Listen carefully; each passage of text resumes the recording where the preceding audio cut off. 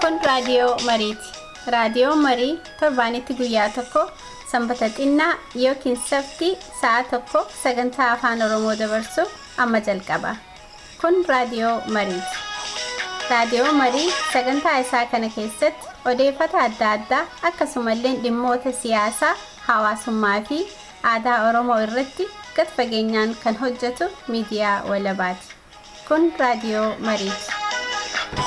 Dhaggeeffattoota keenya sagantaa keenya irraa kana keessatti Odeessa, xiinxala, sirboota warraaqsaa bu'aarsaa akkasumas gaaffiif deebii Dr.Diimaa Nogoo waliin taasifne kutaa tokkoffaa fudhannee dhihaanneerra. Itti dabalees waa'ee walga'ii Osloof Minneapoolisitti dhiyeenya ta'an ilaalchisee gaaffiif deebii Dr.Bayyan Asoba waliin taasifne kutaa lammaffaa isaaf isa xumuraa qabanneerra. Itti dhihaadhaa.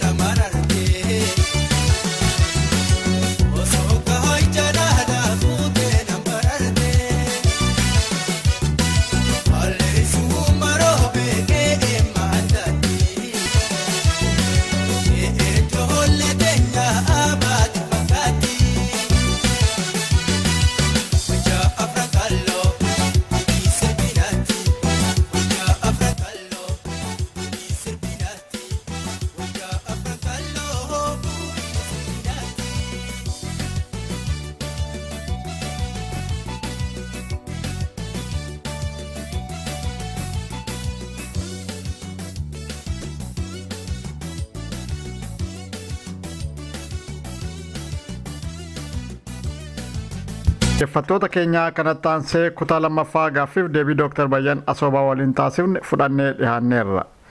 Dr.Bayyan gaaffiif deebii kutaa tokkoffaa keessatti mareen qabsaa'ota Oromoo biyya Noorweey magaalaa Oslootti jalqabee Minneapoolisitti itti fufeessuun akkamittiif akeeka maaliif akka jalqabe bal'inaan nuuf ibsan. Itti dabalees abaa'oo keessaa maaf akka ba'anii fi maree kanarraa qooda fudhachaa jiranis itti dabalanii nuuf ibsan. Kutaa lammaffaa kana keessattis xumurri maree kanaan maal akka ta'uu danda'uu fi eessa akka deemuu malu irrattis yaada qaban nuuf qoodanii jiru. Itti dhihaadhaa. Tole Dr. Hubadde egaa amma gaaffii fidee amma yoo mariin kun akkasitti deeme akka araaraas akka resolutionii sana situun taane kun mariidhaa jettan mariin kun eessa gahee dhaabbachuuf egaa amma akeekisaa maali? Hegeree boriitii har'a qofa qabsaa'ota gidduutti wal hubannaa har'aa uumuu qofatu hin taane waa'ee hegeree qabsoo kanarratti mari'achuudha jettan. Hegeree borii murteessuuf humna godhachuun humna ta'uun barbaachisaadha. Kanaaf akeekni marii kanaa eessatti dhaabbata? Akeekni marii kanaa tokko Oromoon walirratti duuluun walirratti qabsaa'uun kuni gantaa Oromoodhaa tajaajilaa hin jiru dhaabbachuu qabaa akka jiru irra gahuu qabaa jenne qabsaa'onni dubbuma keenya irrattu wanni biraa nuti ofirratti murteessineen dubbachuu barbaada sin deebi'a gaafii keeti nuti akkuma dhaga'amutti polotikaan keessattuu biyyoota alaa Oromoodhaa kun hedduu summaa'ee jira olola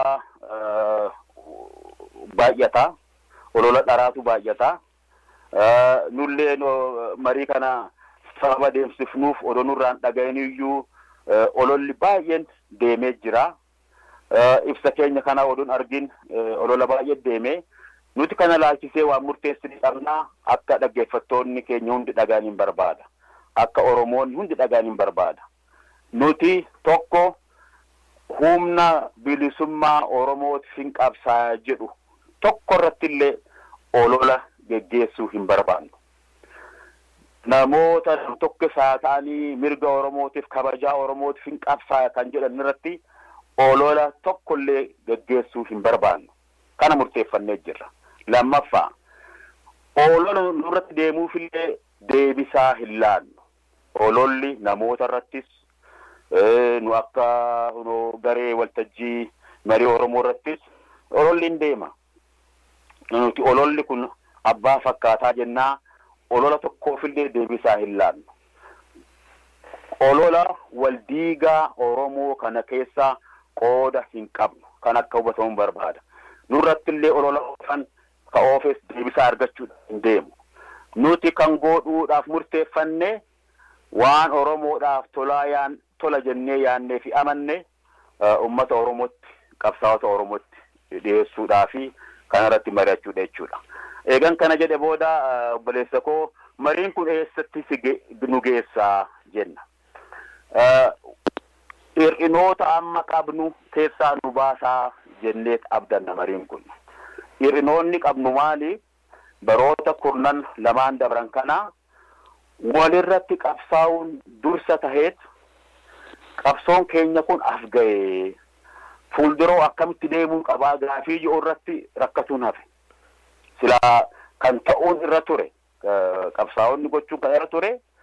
Bara 40 dura ABO jaarree sagantaa siyaasallee haala bara 40 dura jiruun baafanne.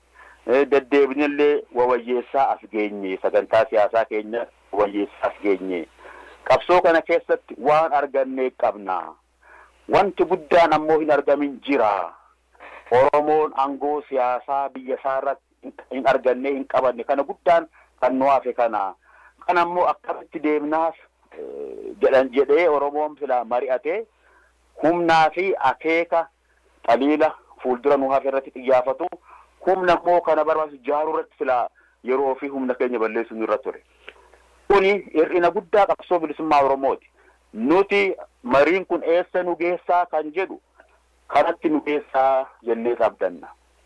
Qabsoon Oromoodhaa kun iddoo amma jiru kanarraa ba'ee dadhabinoota amma irra jiru hunda dadhabinoota adda addaa kan irra jiru keessaa ba'ee gara akeeka qabsoo bilisummaa Oromoodhaa milkeessutti xiyyaafachutti nu geessaa jennee hawwina. Kun hawwii keenya.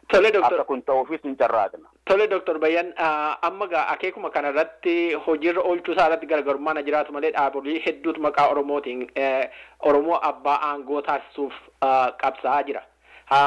Fiixaan bahanii hojiin kun akka barbaadamu ta'aa hojjetamu gaaffii biraadha. Gaaffiin ammaan qabu kun dhaabolee hedduutu jira. Isaan keessaa bifa kamiin qabaachuu maluuf deemtu isa kamiin fakkaatu garaagarummaan keessan kami dhaabolee jiran kanarraa maaliin adda taatu?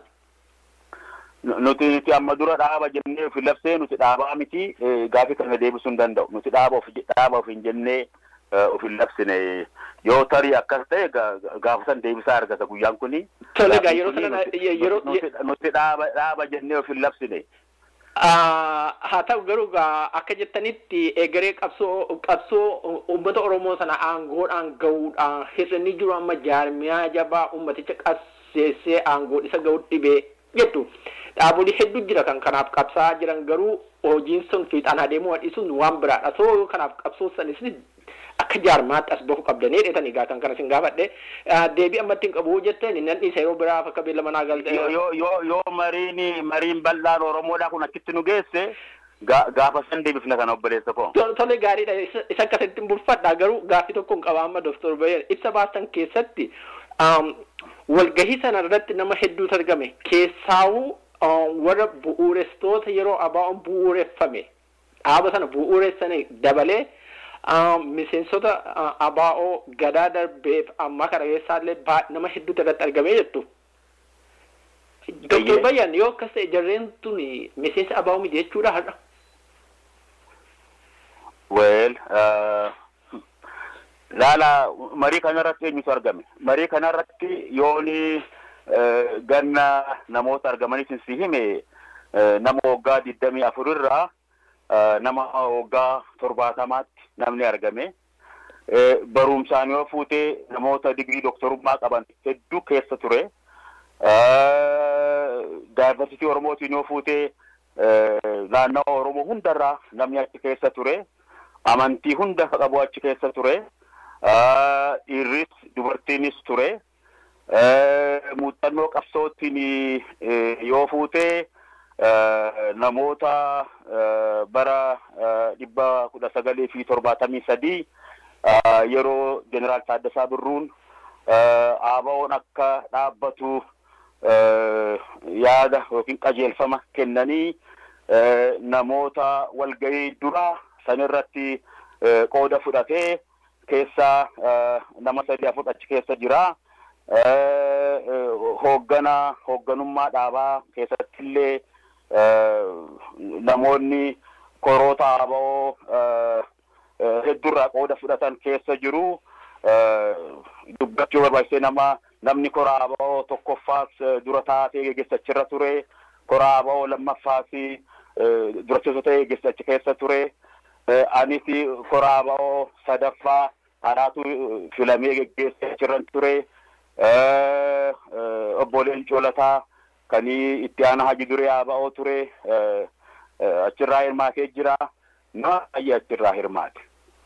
Kan biraa qabsaa'onni nama Oromoonni Oromummaan isaan dhukkubsu hayyoota ka ta'an kan waa'ee Oromoo kun isaan dhimmu kammoo yeroo takkallee deeggaraa malee miseensa ABO'n ta'inis kaachirratti argaman hedduudha. Gumaata yaadaa hedduu warri godhan jiran jechuudha. Kuni mariin kuni tokko akka dubbatetti hedduu marii fi walgahii Oromoo fakkaatu ture jeetin ibsa. Gaaffii kee deebisee natti fakkaata. Tole Dr. yoo dhibee yeroo kaa'atti naa dabaltuuti garuu ABO dhiistanii baatan namni miseensi ABO kan duraan miseensa ture hooggana ture hundi kun ala bahee amma dhaaba sanarraa eega ba'e booda taa'ee deemsa dhaaba sanaa xiinxaluu jechuun faayidaa maalii qaba jettu? Maaliif isin gargaara? Dirqama lammummaa raawwatuuf nu gargaara.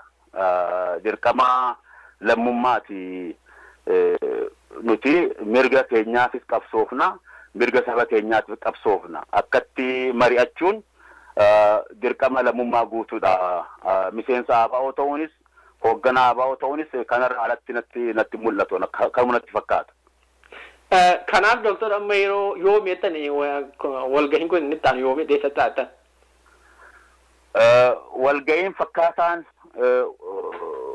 wal duraa duubaan itti fufa.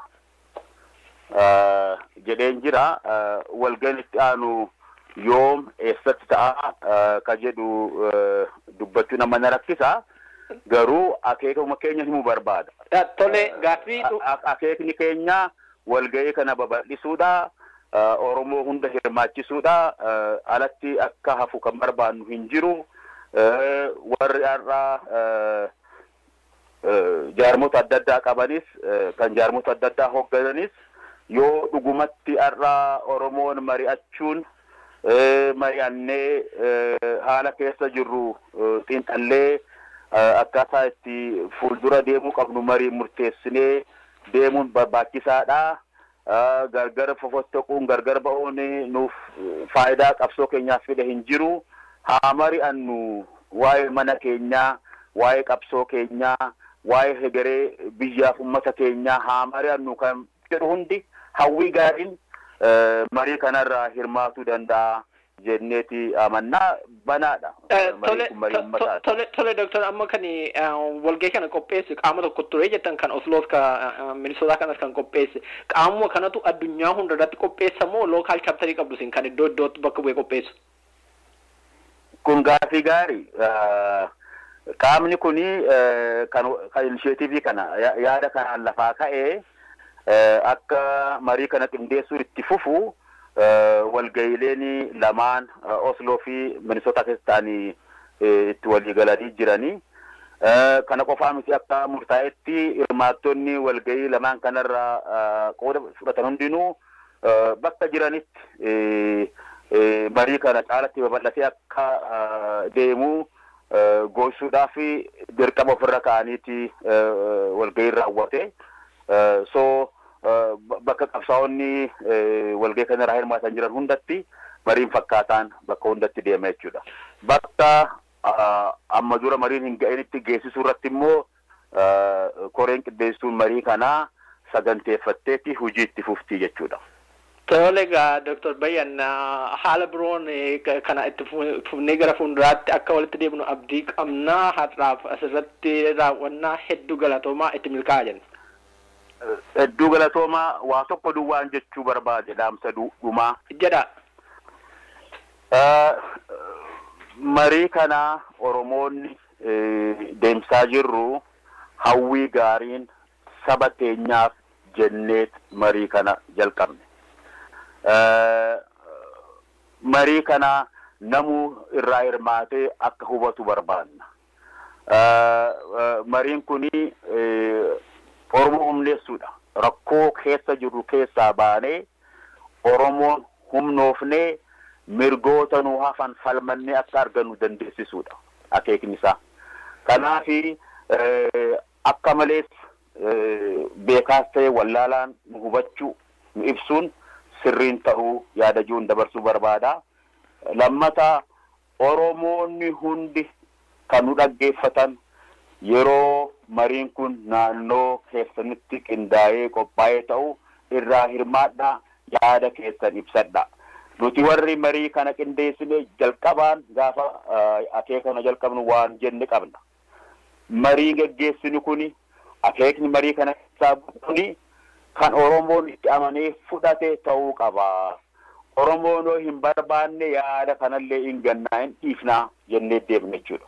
Nuti gooftaan keenya kan nu ajaju nus kan dhaggeeffannu ummata Oromooti. Ummanni Oromoodhaa marii kanarraa akka hirmaatuun cimsee gaafachuu barbaada. Nuti ummata Oromoo tajaajiluuf dirqama kan ofirratti laanne kan akka nu hubattan akka malee nu hubachuu isa Oromoof jedhaa fi dantaa wajjin qabu jedhaa fi akka malee nu hubachuu akka malee nu ibsuu isaa jeen kadhadha obbolummaadhaani. Kanarraa kan hafe hujiitu maalummaa sochii keenyaa agarsiisaa. Akka amma deemnutti nuti baay'ee jajjabaannee jirra. Namoota walga'ii kanarraa hirmaatan sammuu isaanii dhiqnee amansiifnee hin fidne. Namootuma integritii qaban, namootuma bebbeekamoo konsernii qabantu affeeramee dhufe. Kaafee akkasii miti jechuu kootii miti. Namoonni hangi argaman dhibbarraa dhibbatti marii kana kan Oromoodhaaf faayidaa ta'uu qabu ta'uusaa amananii itti hirmaatu itti fufuudhaaf murteessan. Nuti kun hedduu jajjabeessee jabaannee hojjannaa kanuman dhaamsa dhumaa dabarfachuu barbaade obboleessa koo. Ammallee irra deebi'een galatoomaa jedhaa. Reediyoon keessan jalqaba gaariidhaa. Milkaa'aa of kalaa. Dr.Bayyan hedduu galatoomaa.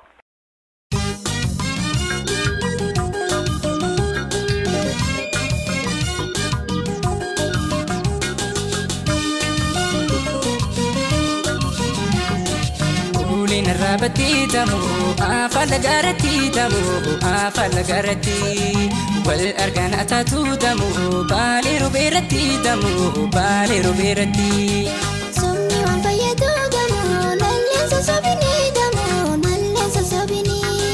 Baayati seega tamu, olta imbulini tamu, olta imbulini.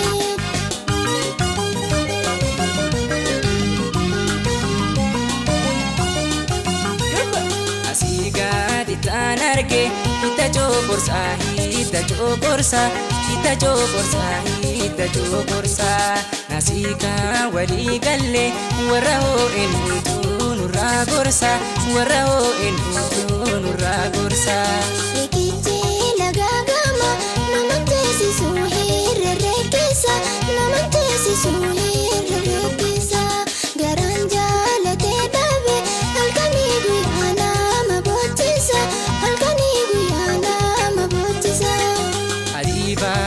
buusanii qamadii adii baale buusanii qamadii adii baale buusanii ardaarii maltuu gaale wal argaati yaatee fageessanii wal argaati yaatee fageessanii. Sola bishaan bu'ee Tokiyoo garee Tokiyoo garee Tokiyoo garee Tokiyoo garee alaalaan asoosota yooma bira kennee wal hubanne yooma bira kennee wal hubanne.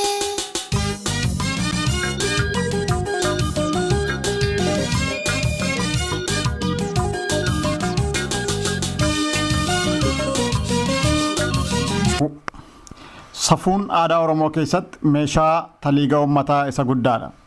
Uummanni Oromoo saboota biraa irraa akka inni itti adda ba'ee beekamu tokkos taliiga jireenyummaa isaa keessatti bakka guddaa safuuf safeeffannaa qabu sanaan. Safuun kun kabaja ulfinaaf madaala dhala namaatis. Oromoon aadaa isaa keessatti safuuf kabajni isaa uumaaf uumama hundaaf, biqiltoota lafaaf, bosona lagaaf, bineensota bosonaa fi beeyladoota manaa hundaaf akkasumallee lagaaf gaarreewwan uumaa waaqaa hundaaf safuuf kabaja qaba. Muka keessaa muka odaa filee jalatti waaqeffata. Tulluuwwan lafaa keessaa lafa ol jedhaa jedhee irra ba'ee waaqa kadhata. Lageen keessaa hora filatee itti dhibaafata, safeeffata. Urjiiwwan bantii waaqaa keessaas urjiiwwan bantii waaqaa keessa jiraniifis dukkanaaf ifa hundaaf safuu qaba. Goobanni jaallee dukkana ifatti jijjiirame waan jedhamuuf abdiif ifa jedhamee safeeffama. Kanaafis wayita jii goobantu kana yeroo cagginoo jedha. Yeroo cagginoo kana keessa ammoo safuutu jira kan inni jedhuuf. Wayita kanattis muka hin seerani. Yoo seeran ni goga waan jedhaniif. Ijoollee dhaqna hin qabani. Yoo qaban madaa isaatu hin fayyu jedhama. Guyyaa kana qullubbii jala hin soqani. Yoo soqan ni tortora. Boqqollee algeen shoggarani. Yoo shoggaran ija hin godhatu waan jedhamuuf. Oromoon ofii isaa maatii isaa guddaa xiqqaa yookaan hangafa quxxisuu ollaa isaa gandaaf lammii isaa hundaaf akkasumallee dhala namaa hundaaf akka namummaa isaatti kabajaaf safuu qabaaf. Isa kanaafis guddifachaaf hamma hodhaan aadaa Oromoo keessatti bakka guddaaf kabaja kan inni qabuuf. Oromoon dubbii keessatti lolaaf jaalala keessatti illee safuu fi kabaja qaba. Daangaa darbuu fi hin dabarre qaba. Kun aadaa Oromoo kaleessaaf har'aati.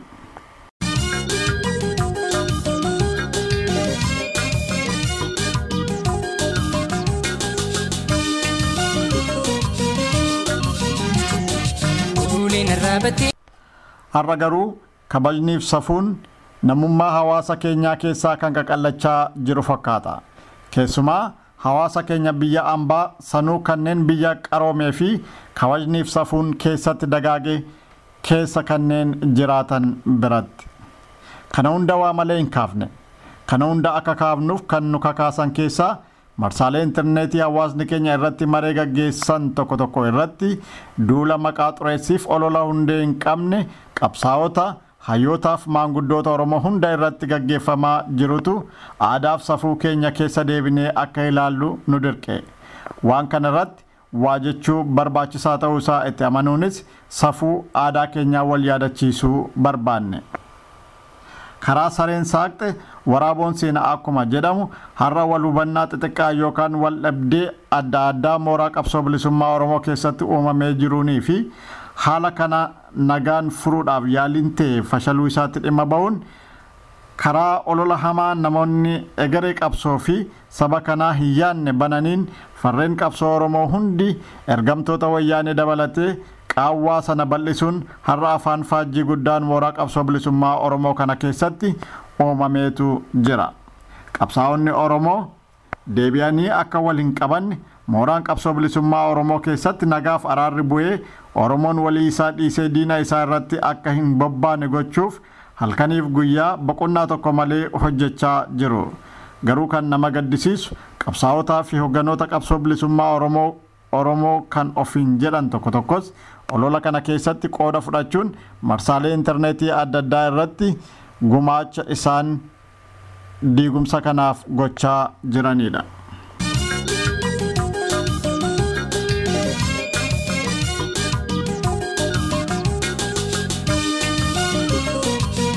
Yaadaan wal dhabuun deemsa irratti qofa walitti dhabuu fi ilaalcha irratti adda ba'insi yoo jiraateef adda ba'uun diina nama hin jechisiisu. Silaa garaagarummaa walii kabajanii waliin tarkaanfachuu danda'uun qaroominaa fi guddina namoomaa agarsiisa ture. Garuu namni tokko nama kaleessa yaada tokko waliin gaggeessaa ture waanuma inni daandii isaa irraa adda ba'e qofaaf halkanuma tokkotti diinaaf ergamaa diinaa kan jedhu yoo ta'eef battalumatti mooraa diinaatti kan galchu yoo ta'eef walii wajjin jireenyi qabsaa'otaa kun hangamitti gaaffii jedhu martuu amma kan of gaafachuu qabu ta'a. Yoo akkas ta'eefis biyya bilisoomsina jennee deemnu sana booda akkamiin wal bulchinaa fi akkamiin wal bulchuuf deemnaa fi sirna akkamii ijaarrachuudhaaf deemna qabsaa'onni Oromoo har'umaan kan itti yaaduu qaban ta'a. Har'a beekaaf wallaalaan guddaaf xiqqaan diinaaf lammiin qabsaa'aa fi ganaan waliin isaa hin beekamu. Wal maree wal xaxee jira. Sababa kanaanis gidiraan har'a biyya keessatti uummata keenya irra ga'aa jiru akka haguugamu taasifamaa jira. Har'a wayyaanonniif ergamtoonni isaanii OPDO'nii fi garaa fi bultoonni biyya keessaaf alatti qabsaa'ota Oromoo diigaa jiru. Akka inni wal qabatee qabsoo sabaaf hin bobbaaneef karaa danda'an hundaan irratti hojjechaa wal dura dhaabaa jiru. Biyya keessatti Oromoo isa kaan kafaltii tokko malee qe'ee isaa irraa godaansisaa jiru. Isa kaan qe'ee isaa waliin alagaatti gurguranii lafa irratti dhalatee guddate irratti garba akka ta'u taasisaa jiru. Isa kaan maqaa abaa'ummaa itti maxxansuun badii tokko malee mana hidhaa keessatti qaamaaf qalbiin dararaa jiru. Waa baay'ee. Nu garuu biyya qaroomee fi nagaan jiraannu keessa teenyee rakkoo keenya nagaan furachuu hanqachuun akeeka diinaa kanaaf meeshaa guddaa ta'aa jirra. Garuu hanga yoomiitti? Isa tokko xiqqeessuun guddaa nama hin taasisu. Isa tokko diina jechuun qabsaa'aa nama hin jechisiisu. Kanaafuu guddaa ofii xiqqeessuu, beekaa fi maanguddoo ofii salphisuu fi xiqqeessuu akkasumas qabsaa'ota sabaa maqaa balleessuuf balaaleffachuurraa of qusachuun mootummaa hamaa uummata keenya gidirsaa kana jirutti habobbaanu jenna.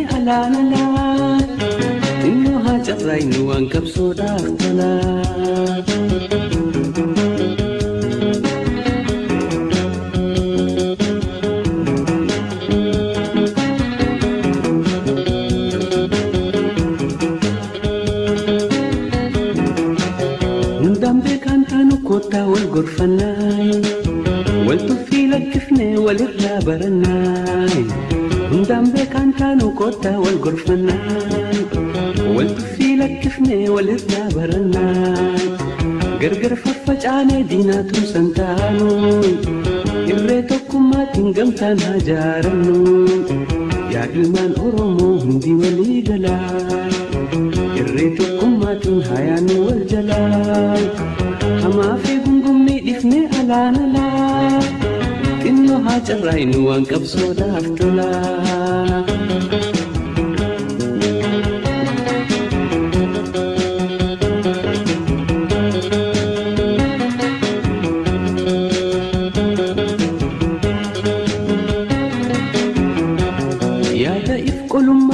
Hunda caalaa sammuutti qabannee hin deemnu shalaalaa yaada if qolummaa naatu hunda caalaa sammuutti qabannee hin deemnu shalaalaa xurreen haqaatamii hundinuu ni beeknaa osoo kana beenu maaliif tattaafannaa yaa ilmaan Oromoo hundi walii galaa irree tokkummaatiin haa yaannu wal jalaa. Maafi gungummii dhifnee alaan alaa carraayin waan qabsootaaf tolaa.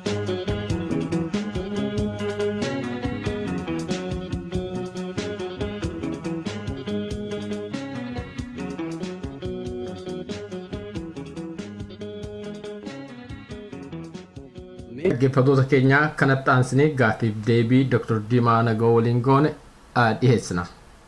Akkuma beekamu Dr.Diimaan qabsaa'otaaf hayyoota abaaboo bu'uureessan keessaa tokko. Irra caalaayyuu hayyu duree abaaboo jalqabaa ta'uun dhaabichaaf qabsoo saba Oromoo tajaajilaa turan.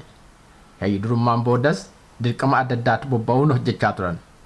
Akka fakkeenyaatti kaasuuf Dr.Diimaan dubbi himaa abaaboo yeroo abaaboo mootummaa ce'umsaa keessa turettis ministeera beeksisaa ta'uun dirqamatti kenname hojiitti fasaraa turan. Saniin boodas miseensa yuubaa ta'uun akka gorsaatti abaaboo tajaajilaniiru.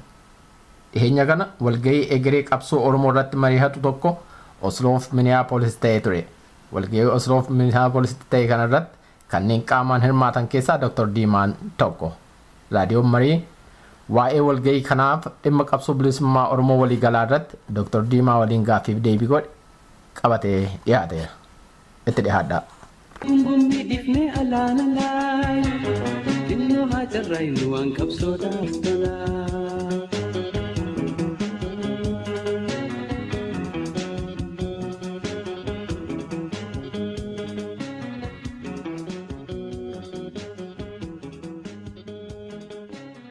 Gaa Dr.Diimaa sin qabsaa'otaaf hayyoota abaaboo bu'uureessan keessaa tokko.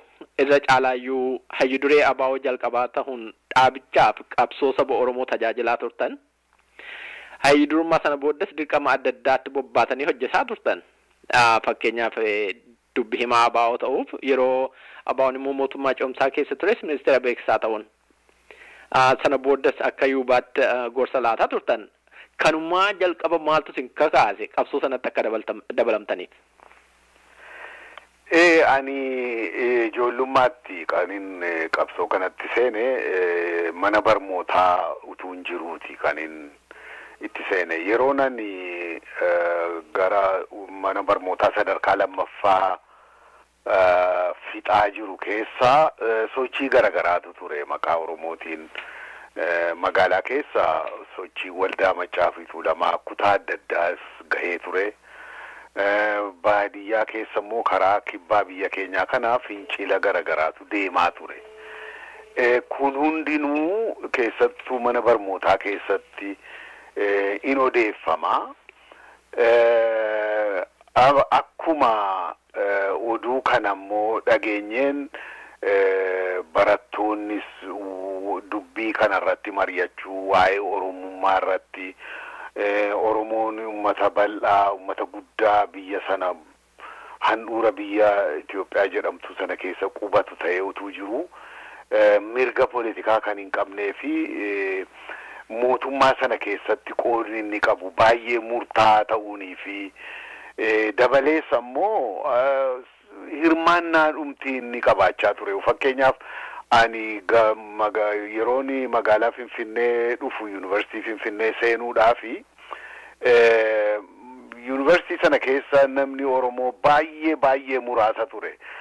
Lakkoofsa ummataatiin guddaa taanee biyya sana keessatti irra guddaan namoota yuunivarsiitii sanaa 90 ol kan ta'anu uummata Amaaraa, Tigree, warra Eertiraadhaa dhufanu, Guraageen ummanni xixiqqaan akka adaree Guraageen lakkoofsaan nu caala ture yuunivarsiitii sana keessatti. Kanaaf Oromoon maaliif iyyuu qooda kana dhabee uummata guddaatu ta'ee jiru kan jedhu yeroo haasofnu cunqursaa jala akka jiruu fi inumaa immoo namni Oromoo baay'een eenyummaa isaa dhoksuu yerootti filatu ture. Maqaa geeddarataa afaanis amma danda'u afaan haasa'uurraa of qusataa kanneen yeroo laallu lakki kuni akkasitti uummanni tokko jiraachuu hin danda'u. Kun biyya isaatii biyya isaa keessatti hirmaannaa guutuu qabaachuu qaba. Hiree uummanni hundaa'uu qabu hunda argachuu qaba kan jedhu. Kanarra dabalee ammoo irra guddaan biyya Oromoo lafti qabeenya lafaa yoo laalle qabeenyi lafaa irra guddaan namoota warra kaabaadhaa dhufaniin qabatame. Irra guddaan qotataa Oromoo lafan qabu jara kanaaf ciisanyaa ta'eetu isaaniif qotee isaaniif gabbaraa jiraata. Jireenyi kun geeddaramuu qaba. Sirni kun geeddaramuu qaba kan jedhurraa kana haala kanneen hundatu gaa walitti qabame yoo qabsoo goone malee mirga keenya deebifachuu hin dandeenyu. Uummata keenya mirga isaa gonfachiisuu kan danda'amu yoo waliin hiriiree waliin jaaramee dhaabbatee karaa danda'u hundaan qabsaa'e qofa kan jedhuun itti seennee jechuudha. Tole Dr. Qabsaa'otaaf hayyoota yeroo sanasanii waliin abaa'u bu'uureessan keessaa kan irra lubbuun jiranii baay'eedhattu eenyu fa'i? Yeroo jalqabaa sana keessattuu amma gaafa Yuunivarsiitii Finfinnee keessatti wal ijaaruu jalqabnu kanneen irraa namoonni booda qabsoorraa harca'anis jiru. Ammoo kanneen lubbuudhaan jiranis inuma jiru har'a.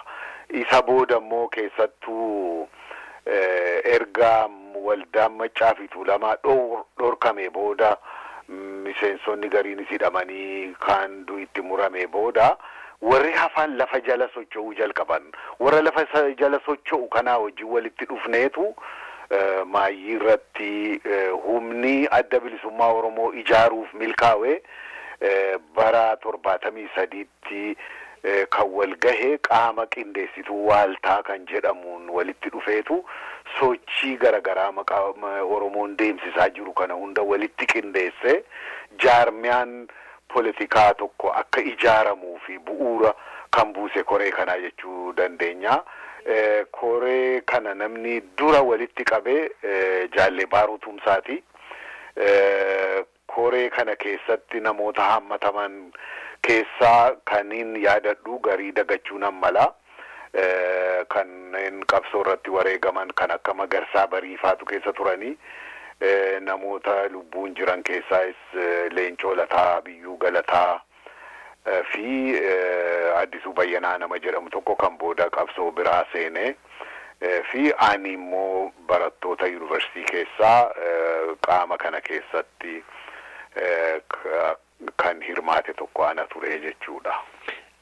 Tole Dr. Kanaaf wal qabatee egaa warri yeroo abaa'oo bu'uureesse kaan egaa qabsoorra wareegamanii kaan qabsoo sana keessatti hirmaataa turanii keessaa immoo bara 1998 asitti dhaaba keessaa waan lakkoofsaan xiqqaataa deemanatti fakkaatu. Gaaffiin jiru gaa warri jalqaba bu'uureessan dhaaba kana bu'uureessan akeeka ka'anii qabatanii ka'an qabu. Yeroo 99 kana keessatti namni warri hoogganarra turan kun walma duukaa dhiisanii dhaaba kana gadhiisanii bahani. Qabsoo kana irratti qabiyyee qabsoo kana irratti har'atti miidhaan qabu jettuus miidhaan goone. Egaa asirratti bara 1998 walgahii biyya Sumaalee magaalaa Moqaadishoo keessatti ta'e tokko namoonni hagi bara dheeraa qabsicha keessa turre hagi tokko keessaa geggeeffamuun ni jira. Namoonni kun fedhii isaaniitiin gadhiisan utuu hin tahin dhiibbaa garagaraa irraa baafaman walgahii sana irratti akka baafaman taasifamanii jechuudha. Walgahii sana irra waan hin turiniif sababa isaa kana jedhee himuu hin danda'u. Ammoo boodana akka ifaa ta'etti namoonni bara 98 dura hooggana keessa turre hagi tokko waan balaa fi badii garagaraa qabsoo keessatti argamee fi kanaaf itti gaafatamtuu kan jedhuutu waraqaanis nutti barreeffame. Haa ta'u ammoo hooggana ture sana keessa gariin hooggana Saharaatti yeroo deebi'an garii qofatu keessaa baafame. Kanaaf yoo gaafatamni jiraate walumaan itti gaafatamu silaa namuma haga tokko duwwaa qoodanii isintu gaafatama jechuunis rakkisaa ture. Garuu booda akka hubannetti immoo akkuma warri duraan hooggana keessa ture hundinuu akka waliin gaafatamaniitti ture kan himame. Haa ta'u ammoo erga korri taa'ee nama amma tokko baasee amma tokko deebisee korri suni gabaasaa fudhateetu baasee jechuudha. Gabaasaa fudhateetu gabaasa sanarratti murtii godheeraa jechuudha. Ammoo kan hin kaasuuf maa'inni namoonni waliin hooggana keessa waliin turanii waan waliin hojjetan irratti koruma sanaaf itti gaafatamu. Haga sana ta'etti gaa korrichi murtiirra gaheeraa jedheetan fudhadha. Boodana garuu hoogganni kora sanaan filame akka namuma haga tokko qofti gaafatamuutti dhiheessanii. Haa ta'u gariin keenya kan gaafa sana hooggana keessaa baafamnes maaliif nu baaftan jennee hin dubbanne. Haga dandeenyu waan dandeenyuun hoogganni haaraan filamuun gaariidha, waan dandeenyuun isin gargaarraa kan jedhu dhaamsatti dhaabne karaa gorsaa fi karaa adda addaatiin yaadaanis waan dandeenyuun gargaaraadhuma turree jechuudha. Haa ta'u ammoo miidhaa fidanii qaba qabsoo Oromoo irratti. Yeroo duraatii fi hooggana keessaa nama hamma lakkoofsaan guddaa tokko baasanii achi darbuun argame. Kun qabsoo Oromoo irratti dhiibbaa garaagaraa uume. Deemees immoo hoogganuma filame keessattuu garagarummaan utuun turin garagarummaan uumame. Egaa wanni gaafa sana jalqabame kun deemee yoo xiqqaate yeroo lama fottoqiinsa uumeeraa jechuudha. Fottoqiinsa yeroo lama uumame caalaayyuu ammoo bara 2004ttis namoonni bara dheeraa qabsoorra turan hagi tokko dhiibamanii keessaa bahuunis waan mul'ateedha. Egaa walumaa gala haala ergasii as ilaallu yoo laalle wanni tarkaanfiin gaafa sana fudhatame sun akka gaariitu itti yaadamin qabsoo keenya keessatti qaawwaa uumeetu darbee jechuun danda'a. Dhiibbaa ergasii qabsicha keessatti argames fottoqiinsa garaagaraatii fi hamma tokko sababa ta'eera kan jedhu na dhaga'ama. Tole Dr.Diimaa gaaffii biraatiyyuu kaastanii yeroo abaa mootummaa cehumsaa seene sana keessatti keessaahuu waa'ee waboo mooraa galchuu irratti sana booddas waboo mooraa galee abaa mootummaa cehumsaa keessaa bahee waboonis mooraa bahee garuu gaaga'amatti irra gahame. Gaaga'ama irra game sanaa fi miidhaa ta'e sana koreen qoratu tokko akka qindaa'u ta'ee ture. Koreen wanta sana qoratu maalirra gahe?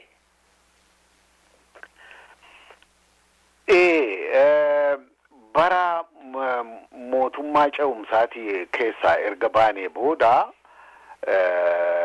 haala mootummaa cehumsaa keessatti ture sanaa fi haala dhaaba keenyaa walumaa gala bara 1993 keessa magaalaa Londonitti wal geenye hoogganni yeroo sana ture hoogganni olaanaan gama bal'aadha godhe. Gama sanarraayis bu'aa argamee fi dogoggora godhame hundaa'uu ibsee uummataafuu ibsa baaseera gaafa sana.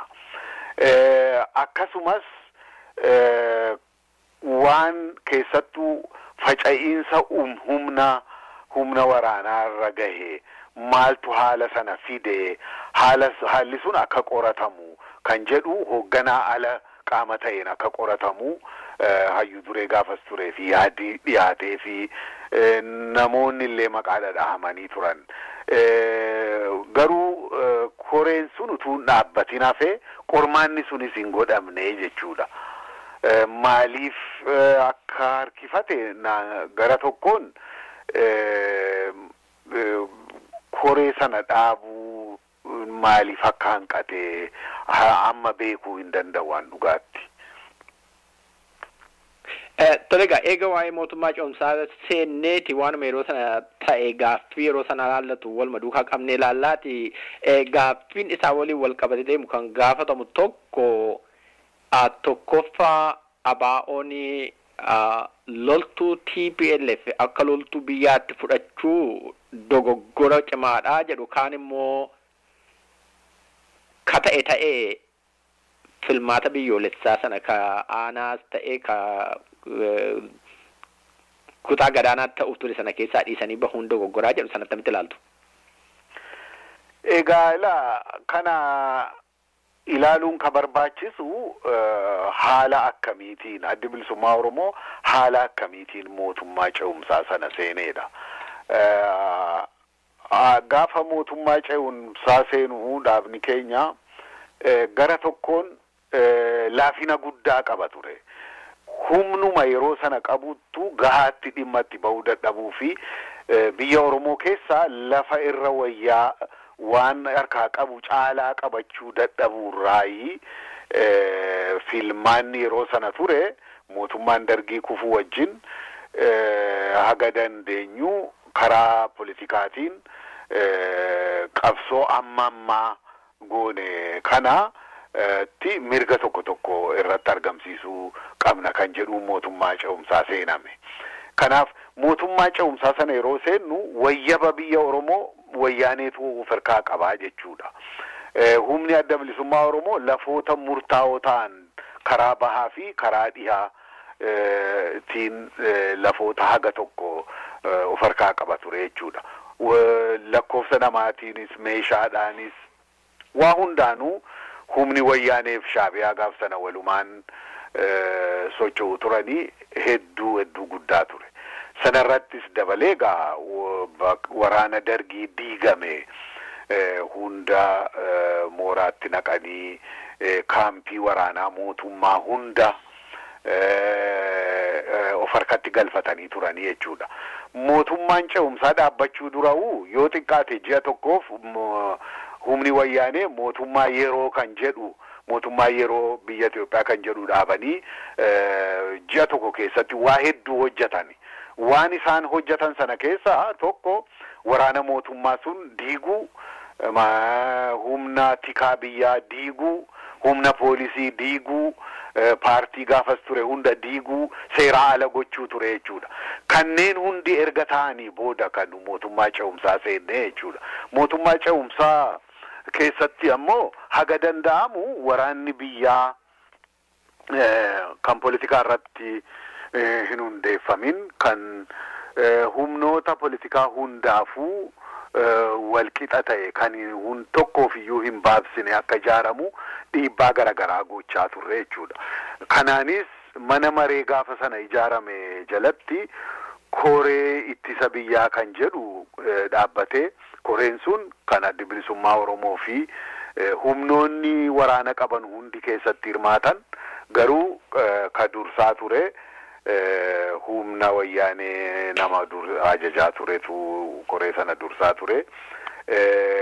Koree sana kan waraanni wayyaanee waraana biyyaa ta'uu biyya tiksuu irratti qoodni eenyutu biyya tiksa yeroo ce'umsaa sana keessatti eenyutu biyya tiksa gaaffii jedhutu ka'e.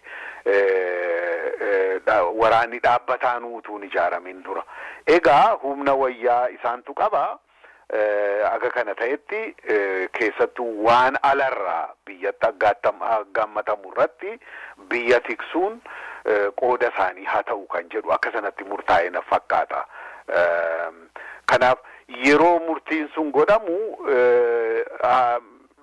waanuma isaan jedhan fudhachuu irraa utuu hin ta'in ilaalchuma goodwill irraa jechuufani kan wanni sun godhame. Haa ta'u immoo malee murtii sana wayyaaneen akka ofii barbaaddetti dhimma itti bahuunii fi abuse gochuun waanuma argameedha isa booda.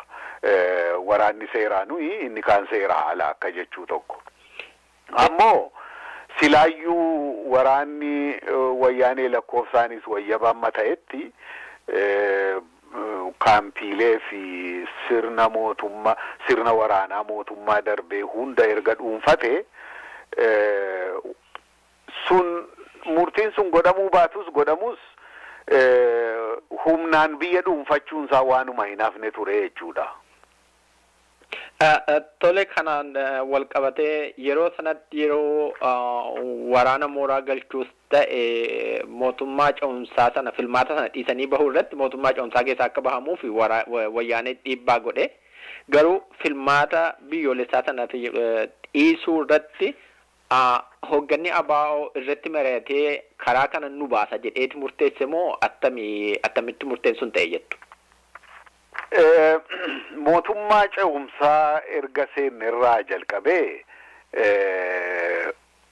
wayyaaneen uummata waraana Oromoo irratti waraana adda bilisummaa Oromoo irratti dhiibbaa garaagaraa irratti gochaa turte.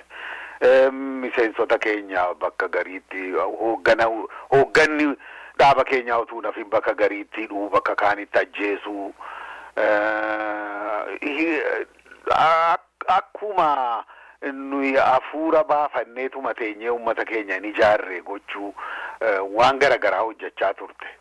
Akkuma filmaanni naannoo sun dhiyaateen immoo biyya keenya keessa bakka humnaan dhuunfattee qabdu hunda keessatti akka adda bilisummaa Oromoo socho'uu hin dandeenye. Biirooleen adda bilisummaa Oromoo hundi akka cufamanu, kaadiroonni akka hidhamanu, kanneen mana maree waradaa fi naannootiif dorgoman illee hidhaadhaan kanaan akka dhugaatti sirnumaan akka nuyi filmaata sanarraa qooda fudhachuu hin dandeenye gootee jechuudha. Kanas kan gootee fi addi bilisummaa Oromoo sagalee wayyaba yoo xiqqaate biyya Oromoo keessatti sagalee wayyaba akka inni argatu ni beekti. Kun taanaan immoo maayyii irratti filmaanni biyyaas gaafa ta'u filmaata biyyaa sanarrattis sagalee wayyabaa yoo argate humnoota biraa wajjin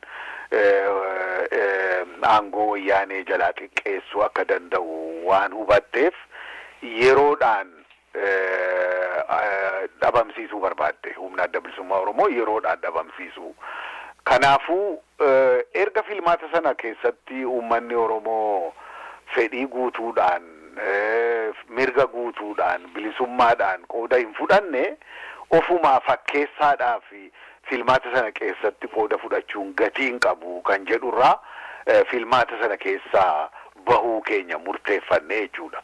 Egaa filmaata sana keessaa bahuu gaafa murteeffannu gara tokkoon dhiibbaa ta'uu danda'a jenneetu yaadne wayyaanee irrattis humnoota addunyaa irrattis.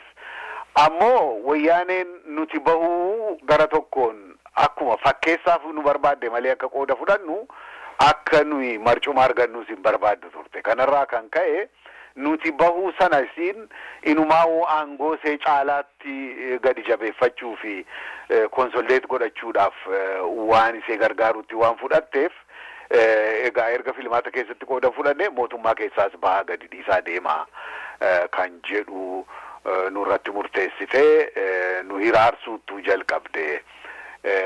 Ana fakkeenyaaf yeroo sana akkuma mootummaa keessaa baheen mana kiyyaa'uu bakkan itti galu waraanaan itti seenanii sana dursanii nama makiinaa naaf oofu tokko qabanii hidhanii waan baay'eedha gochuu yaalan utuu gaafa sana manatti na argatanii tarii waan gochuu malan beekuu hin danda'u har'atti. Ammoo baay'ee yaalanii jechuudha akkuma nuyi dhiibamnee biyyaa'uu akka hin jiraanne akka biyyaa'uu baanu dhiibbaa nurratti godhanii egaa hoogganoonni hagi tokko dirreetti bahuu hiree argatanii kaan immoo biyya alaatti bahuudha dirqamnee jechuudha haala sana keessatti. Egaa haalli mootummaa ce'umsaa sana keessaa itti baane kana mootummaa ce'umsaa sana keessaa bahuu uni murtii keenyan turre nuyi filmaatuma dhiifne malee kana murtii wayyaanee ta'uu kan deeggaruyyuu fakkeenyaa fi ani waraqaan ittiin hojii mootummaa gadi dhiise ergee sa'aatii tokko keessatti deebiinsaa kanaa dhufe fudhatameera mootummaa gadi dhiisuun kee kan jedhu. Miseensa keenya biraa immoo jaala keenya tokko kan ministeera nagadaa ture Jaalla Ahmad Hussein utuunni xalaan erginiyyuu deebiinsaa dhufeef mootummaa gadi dhiisuudhaaf xalaan itti ergite fudhatameera kan jedhu. Kanaaf durumaan itti qophaa'anii godhanii jechuufani fakkeenya kana kaasuu barbaade. Tole Dr.Diimaa gaaga ammi sun ta'ee hammi sun miidhaanis ta'ee sana booda abaa'oon egaa mootummaa cimsaa keessaa akka ba'uuf dhiibbaan irratti godhamee gadhiise bahe. Sana booda wayyaanee walii yeroo adda addaatti haasaa nagaa hin milkaa'innis haasaa nagaa gochuuf araara buusuuf yaaliin godhamaa ture. Kanumaa yeroo dhumaatiif kan araara sana irratti argamtan yoomi? Ani dhumarratti kan inni araara wayyaanee wajjin araara jechuu hin danda'u. Haasaan hundi araaratti geessuu dhiisuu mala. Haasaadha ka godhame araara utuu hin ta'in. So haasaa wayyaanee wajjin godhame keessaa kamaayyaan kan hin qooda fudhadhe bara 1997. Isa dura keessattuu mootummaa ce'umsaa keessa yeroo turame yeroon biyya jiru qooda fudhachaan ture, yeroon biyya hin jirre immoo jaallanuma hafantu haasaa isii wajjin godhamu hundaa'u geggeessaa ture. Erga mootummaa ce'umsaa keessaa baanes bara 93 keessaa magaalaa Asmaraatti walitti deddeebi'amee yeroo sadan tokko haasaan godhameera 92 gara dhumaa jalqabee sunis akkaataan itti jalqabe akkuma nu mootummaa ce'umsaa keessaa baaneen ambaasaadoroonni biyya dhihaa walitti gara nama 5 ta'anu walitti dhufanii durataa bakka bu'aa UN'ti wajjin namicha mataa Eertiraas dabalatanii humna keenya lamaan walitti araarsuudhaaf baay'ee tattaafachaa turan. Walii wajjin haasofne waan irra walii galuu irratti walii galee akka nuyi mootummaa ce'umsaa sanatti deebinuuf yaalii guddaa godhanii jechuudha. Mootummaan Sudaanis haga tokko matuma isaattuu carraaqqii godheera akkuma nuyi mootummaa sana keessaa baaneen. Egaa haasaan inni duraa suni keessattuu garagarummaa waa'ee ittisa biyyaa irratti walii galuu hin dandeenye. Kanaafuu bakka hin gahin hafe jechuudha. Kunis maalinni yeroo sana gaaffiin wayyaanee waraana keessan diigaati televizyinii fi raadiyoo isinii eehamna bakka jiru hundatti waraanni jiru harka kennee nagaadhaan deebisanii akka dhaaba politikaa tokkotti hojjechuu dandeessu. Kana humna keessanitti labsaa akka bakka hundattuu waraana keessan diigaa kan jedhudha dhaabbiin isaan qaban. Waan kanarraa hafe karaa politikaatiin aangoo mootummaa hunda keessatti karaa barbaadaniin walqixaa hirmaannaa qabaattu kan jedhudha. Kana garuu nuyi humna keenyaan humna qabsoo mirga Oromootii fi qabsaa'uuf ba'e harka kenni jennee hin labsinu. Yoo xiqqaate sana dura waan waraana biyyaa irratti wal ta'iinsi jiraachuutu irra jira. Kunis maalinni waraanni kan isaaniis kan keenyas waraanni akeeka politikaa tokko bakkaan ga'uuf ijaarame hundinuu diigame waraanni biyyaa dhawaataan akka ijaaramaa deemu yaada bal'aadha teessuma sana irratti dhiyeessine. Teessuma sana inumaahu gaafa sana akka yaadadhutti warra wayyaanee caalaa'u kan dide warra nu araarsuuf nu haasofsiisuuf achi taa'u keessa humna warra mataa warra Eertiraa ture jechuudha kan sana dide.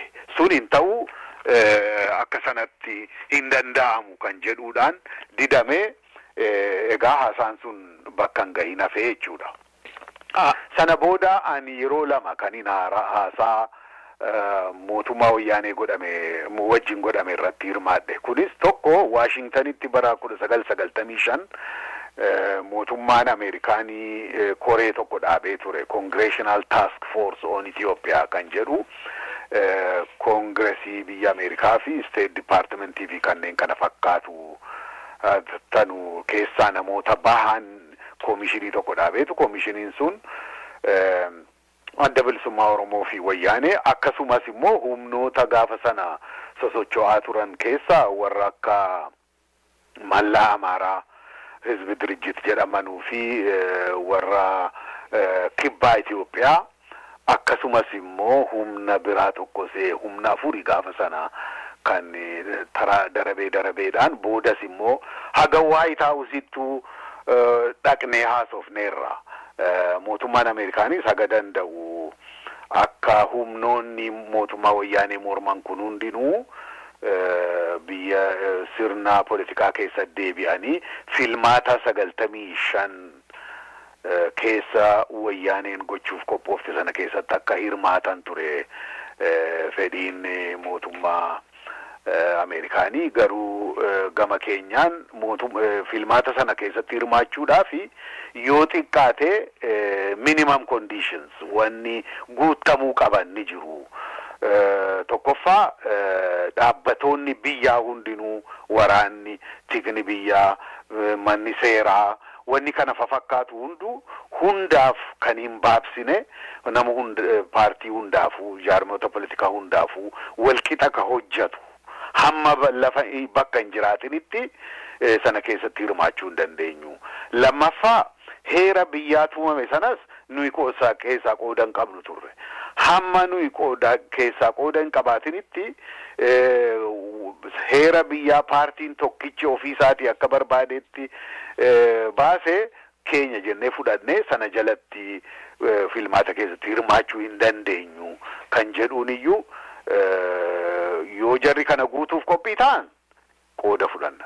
Kana guutuuf qophiin ta'an garuu hin dandeenyu kan jedhuun akkasitti adda baane fuula duratti garuu haasaan bifa garagaraatiin itti fufuu danda'a kan jedhu wanni mti xiqqoon irra waliigalame sanaan waliigalame adda bahamee deebitee humnoota sana keessaa tokko yuutuun hirmaachisin filmaata see geggeessite ofumaa mootee ofumaa heera seesoo jirra oolchitee hagarraa'u sanaan itti jirti jechuudha.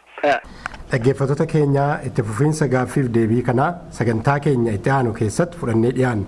Hangasitti muuziqaa kana waliin torban gaarii.